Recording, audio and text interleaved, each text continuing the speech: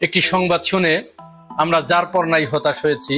আমরা জানতে পেরেছি সেনা প্রধান এবং ডিজিএফআই তিনি চিফ প্রসিকিউটর জনাব মোহাম্মদ তাজুল ইসলামকে হুমকি ধামকি দিয়েছেন।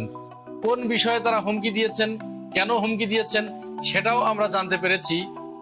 আমি আপনাদের আগেই জানিয়েছিলাম সেনা প্রধান এবং ওই যে 56 জন জেনারেল, হাতে গোনা 1 2 3 4 5 6 56, এরা চিফ প্রসিকিউটর জনাব মোহাম্মদ তাজুল ইসলামের উপরে চরম নাখোশ হয়েছে। কোথাকার কোন ছোকরা এত বড় সাহস সেনাবাহিনীর বিরুদ্ধে এ ধরনের পদক্ষেপ নেয়, গুমের বিচার করতে আসে, এত বড় সাহস।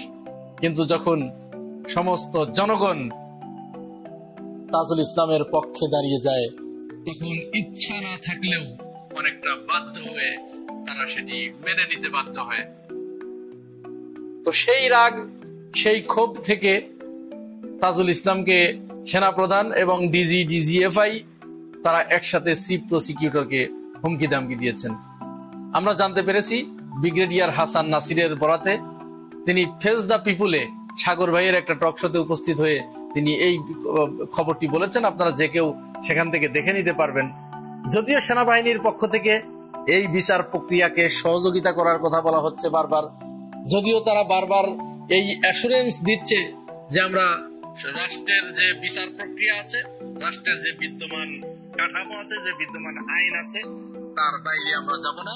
সে যেই হোক, আমরা এই বিচার প্রক্রিয়ার পক্ষে এবং আমরা দোষীদেরকে আইনের কাছে সোপর্দ করব।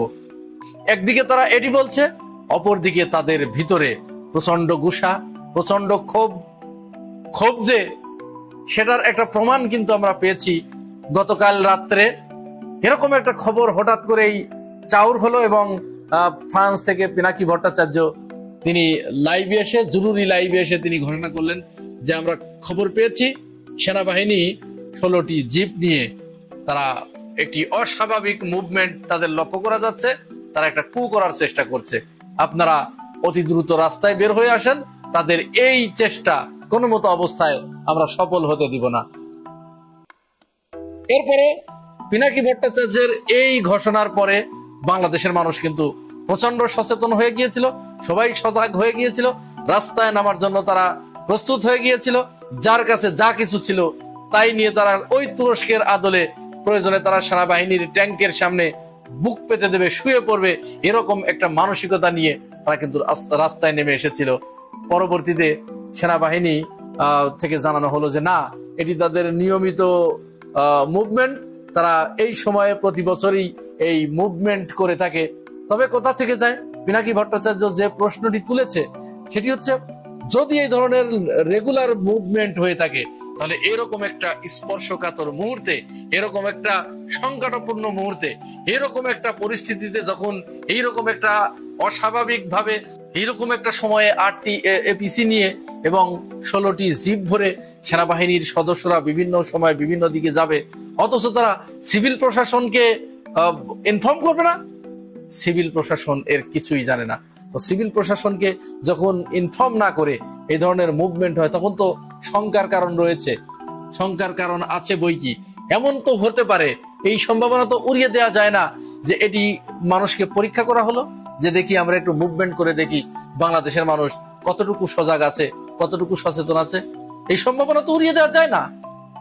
হতে পারতো, এরকম হতে পারতো যে তারা গতকাল যখন এরকম বের হয়েছে তখন মানুষ নাক ডেকে ঘুমাচ্ছে, তখন মানুষের পরীক্ষা নেওয়া হয়ে গেল, তারপরে এই সুযোগ বুঝে কাজ সেরে ফেলতো।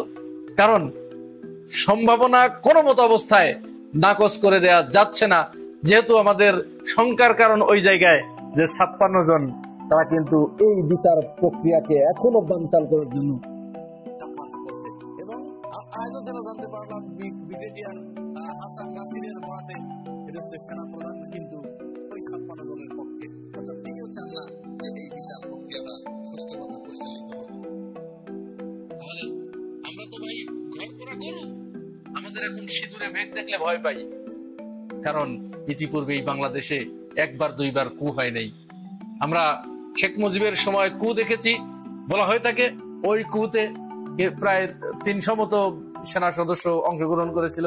এরপর আবার কু হয়েছে, জিয়াউর রহমানকে যখন হত্যা করা হয়েছে সেই সময়েও কিন্তু মাত্র 40 জনের একটা কু ছিল। তো 40 জনে যদি একটা কু হয় এবং জিয়াউর রহমানকে সেই দিন দুনিয়ার বুক থেকে বিদায় করে দেয়, তাহলে 16টি জিপে করে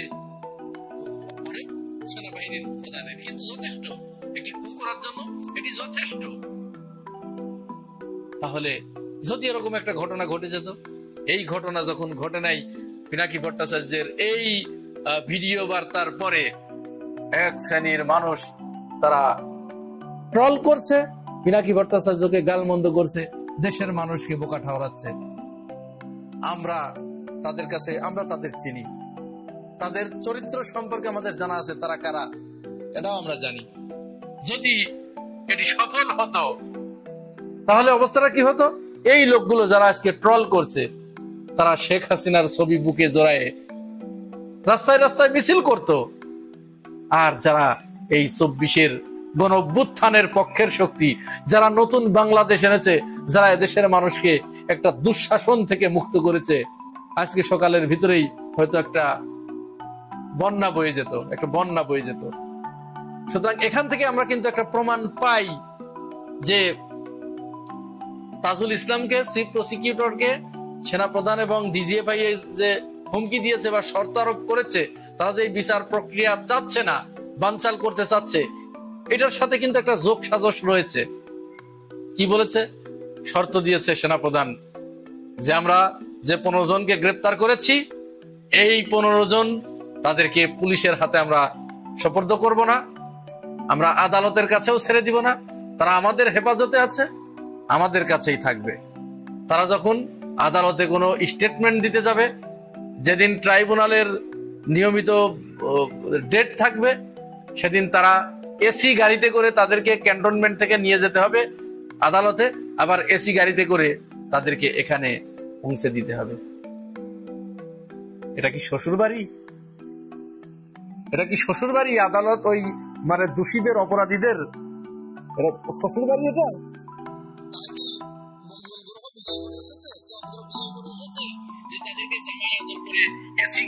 ওখানে নিয়ে যেতে হবে, আবার এসি গাড়িতে করে নিজের বাড়িতে, বাপের বাড়িতে পৌঁছে দিতে হবে।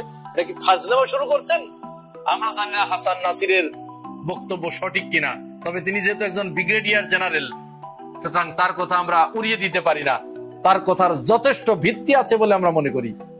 চিফ প্রসিকিউটরকে হুমকি দেয়া হচ্ছে এখনো পর্যন্ত, অর্থাৎ বিষয়টা এরকম, মেনে না নিতে পেরে বাধ্য হয়ে যখন মেনে নিচ্ছে, তখন হাতাম ধাতাম, রাগ দেখানো, হাই দেখানো, হ্যাম্পার টেম্পার ইত্যাদি ইত্যাদি, এগুলো আমরা বুঝি।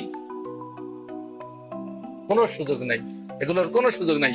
অপরাধীর পরিচয় শুধুমাত্র অপরাধী।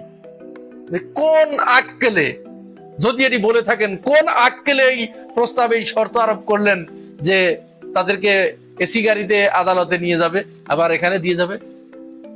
অবশ্যই তাদেরকে পুলিশের কাছে সোপর্দ করতে হবে। তাদের পায়ে ডান্ডা বেরি পরিয়ে, যে অপরাধ তারা করেছে, মাত্রাহীন অপরাধ, এই অপরাধের কোনো মাত্রা নাই, একটা গণহত্যা চালিয়েছে, সেই গণহত্যাকারীকে জামাই আদর করে শ্বশুর বাড়ি নিয়ে যাওয়া হবে না? আল্লাহতে আর বাঁচি না। অবশ্যই তাদেরকে পুলিশের কাছে সোপর্দ করতে হবে, তাদেরকে ডান্ডা বেরি করিয়ে, পিছনে হ্যান্ডকাপ পরিয়ে, পিছনে 2 হাত পিছমুড়া করে বেঁধে তাদেরকে আদালতে তোলা হবে এবং আনা হবে। এটি বাংলাদেশের মানুষের প্রাণের দাবি। বাংলাদেশের মানুষ এটি দেখতে চায়। শুধু বাংলাদেশের মানুষ না, এই ঘটনার ফুটেজ, এই ছবিগুলো সারা পৃথিবী ছড়িয়ে দেওয়া হবে, সারা পৃথিবীর মানুষ দেখবে। আর সারা পৃথিবীর যারা এরকম জালেম আছে, স্বৈরাচার যারা আছে, স্বৈরাচারের দোসর যারা আছে, এরকম মেসাকার যারা করেছে, তারা দেখবে, আর তাদের জন্য করণীয় কি সেটি তারা নির্ধারণ